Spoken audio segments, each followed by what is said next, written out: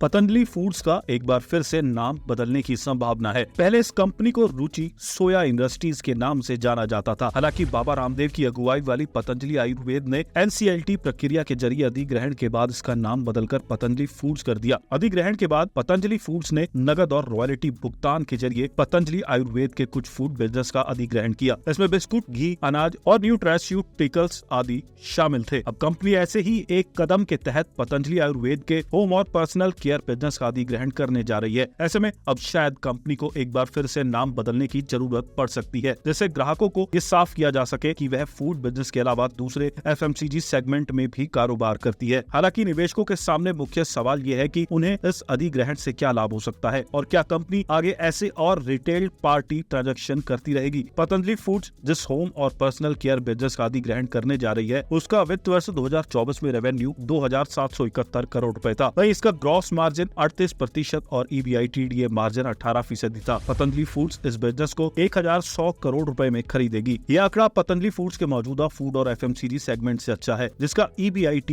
Margin 12.8% है। हालांकि company अधिग्रहण के बाद अगले 20 साल तक पतंजलि आयुर्वेद को 3% की रॉयल्टी देगी। अगर इसे शामिल करें तो EBITDA मार्जिन कुछ कम हो जाएगा। आसान कैलकुलेशन के लिए मान लेते हैं कि EBITDA मार्जिन पहले के 18% से 3% घटकर 15% पर आ जाएगा। हालांकि ये डील की सबसे आकर्षक बात यह है कि पतंजलि फूड्स सिर्फ बिक्री का 0.4% भुगतान कर ये अधिग्रहण कर रही है। आमतौर पर FMCG कंपनियों का वैल्यूएशन उनके बिक्री से 5 से 8 गुना पर होता है, इसलिए ये रॉयल्टी की शर्त शामिल है, जिससे ये सुनिश्चित किया जा सके कि प्रमोटरों को आने वाले सालों में एक बढ़ती हुई राशि मिलती रहे और अभी के कम वैल्यूएशन की भरपाई की हो सके। रॉयल्टी की मात्रा से शेयर धारक निराश हो सकते हैं, लेकिन इससे जुड़ी कई अच्छी बातें भी हैं। पहली बात ये कि प्रमोटर बिक्री की रफ्तार तेज करना चाहते हैं, जिससे अन्य शेयर धारकों को भी लाभ होगा। रॉयल्टी का भुगतान भी तभी बढ़ेगा जब बिक्री बढ़ेगी। दूसरा ये है कि इस अधिग्रहण के बाद प्रमोटर की निजी स्वामित्व वाली कंपनी और शेयर बाजार में लिस्टेड कंपनी के बीच हितों के टकराव को काफी हद तक समाप्त हो जाएगा। प्रमोटर की निजी कंपनी के पास अब बस आयुर्वेदिक दवाइयां, पूजा और कुछ कॉमोडिटी डेयरी बिजनेस ही बचेगा। इस अधिग्रहण के बाद पतंजलि फूड्स में oral care, skin care, hair care और होम केयर कारोबार शामिल हो जाएंगे। ओरल केयर में दंत कांति सबसे बड़ा ब्रांड है और फिर साबुन, शैम्पू, फेस वॉश और डिश वॉश जैसी कैटेगरी भी कई अन्य ब्रांड भी हैं। पतंजलि फूड्स ने इससे पहले कई छोटे अधिग्रहणों को तेजी से बढ़ाने की क्षमता दिखाई है। इसके चलते इसके टर्नओवर में FMCG फूड बिजनेस का योगदान बढ़कर वित्त वर्ष 2024 में 30% पर पहुंच गया, जो इससे पहले वित्त वर्ष 2023 में 19.5% और वित्त वर्ष 2022 में 6.8% था। Home and personal care business को जोड़ने का मतलब होगा कि FMCG सेगमेंट की कुल बिक्री में हिस्सेदारी 38% हो जाएगी और बाकी हिस्सा ईडेबल ऑयल से आएगा। पतंजलि फूड्स के पास अधिग्रहण से लाभ उठाने के लिए मुख्य रणनीति तो यही होनी चाहिए कि वह home and personal care business की बिक्री बढ़ाए, लेकिन ये इतना आसान नहीं होगा। इस सेगमेंट की सेल्स ग्रोथ पिछले 3 सालों में बस 6.4% रही है। इसके पीछे एक कारण तो ये है कि FMCG मार्केट में सुस्ती छाई है, मांग कमजोर है, खासकर मिडिल और लोअर मिडिल इनकम क्लास में। इसके अलावा FMCG मार्केट में बढ़ता कंपटीशन भी एक कारण हो सकता है। हालांकि भविष्य में FMCG मार्केट की ग्रोथ बढ़ने का अनुमान जताया जा रहा है। ये भी अटकलें हैं कि सरकार खपत को बढ़ावा देने के लिए बजट 2024 से 25 में मिडिल और लोअर मिडिल इनकम क्लास को कई तरह की राहत दे सकती है। अगर ऐसा होता है तो पतंजलि फूड्स को भी फायदा होगा और इसकी ग्रोथ बढ़ती हुई दिख सकती है। ये ग्रोथ कितनी होगी, फिलहाल ये तो भविष्य में छुपा हुआ है।